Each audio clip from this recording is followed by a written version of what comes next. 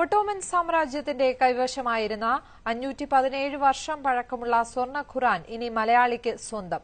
2 kilo ഭാരം വരുന്ന സുവർണ ഗ്രന്ഥത്തിന് 12 കോടിയിലേറെയാണ് മതിപ്പുവില.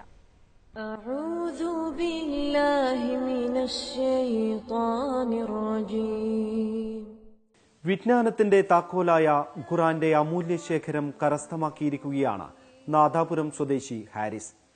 22 കാരറ്റ് സ്വർണത്തിൽ പൂർണ്ണമായി കൈകൊണ്ടെഴുതിയതാണ് ഇതിലെ എല്ലാ ആയത്തുകളും. 2 കിലോ ഭാരം വരുന്ന ഈ സ്വർണ്ണ ഖുർആന് 70 ലക്ഷം ദിർഹം അഥവാ 12 കോടിയിലേറെ രൂപയാണ് മതിപ്പുവില. AD 16-ാം നൂറ്റാണ്ടിൽ നിർമ്മിക്കപ്പെട്ട ഈ ഖുർആൻ മലേഷ്യയിലുള്ള ഭാര്യ സഹോദരനാണ് ഹാരിസിന് നൽകിയത്.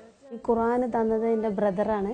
ബ്രദറിന്റെ ഉദ്ദേശം എന്ന് വെച്ചാൽ ഇത് ചാരിറ്റിക്ക് കൊടുക്കാൻ വേണ്ടിയിട്ടും പിന്നെ യത്തീംഖാന അങ്ങനെ ഉള്ള ഉദ്ദേശത്തിലാണ് അവരിത് മേടിച്ചിട്ടുള്ളത്. 17.5 സെന്റിമീറ്റർ വീതിയും 24 സെന്റിമീറ്റർ നീളവുമുള്ള ഖുർആൻ ചൈനയിൽ നിർമ്മിച്ചതാണെന്ന് രേഖകൾ വ്യക്തമാക്കുന്നു. AD 16 മുതൽ 18 വരെ 50 വർഷം ഓട്ടോമൻ സാമ്രാജ്യത്തിന്റെ കൈവശമായിരുന്നു ആദ്യം. പിന്നീട് 339 വർഷം ചൈനയിലെ മുസ്ലിം ടീച്ചേഴ്സ് സൂക്ഷിച്ചു. സ്വർണ്ണ ഖുർആന്റെ 7ാമത് ഉടമസ്ഥനാണ് ഹാരിസ്.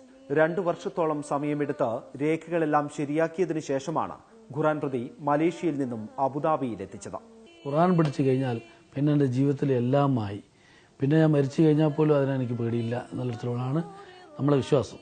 അമൂല്യ സമ്പത്തിനെക്കുറിച്ച് പുറം ലോകം അറിയണം, ചരിത്ര വിദ്യാർത്ഥികൾക്ക് ഉപകരിക്കണം. അതുകൊണ്ട് തന്നെ സ്വർണ്ണ ഖുർആൻ ഏതെങ്കിലും മ്യൂസിയത്തിന് കൈമാറുകയാണ് ലക്ഷ്യം. ഇക്കാര്യം അറബ് രാജകുടുംബങ്ങളുടെയും പുരാവസ്തു ഗവേഷണ കേന്ദ്രത്തിന്റെയും ശ്രദ്ധയിൽപ്പെടുത്താൻ ഒരുങ്ങുകയാണ് ഈ നാദാപുരംകാരൻ. ക്യാമറാമാൻ സുജിത് സുന്ദരേഷിനൊപ്പം KR Arunkumar, Asianet news, Abu Dhabi.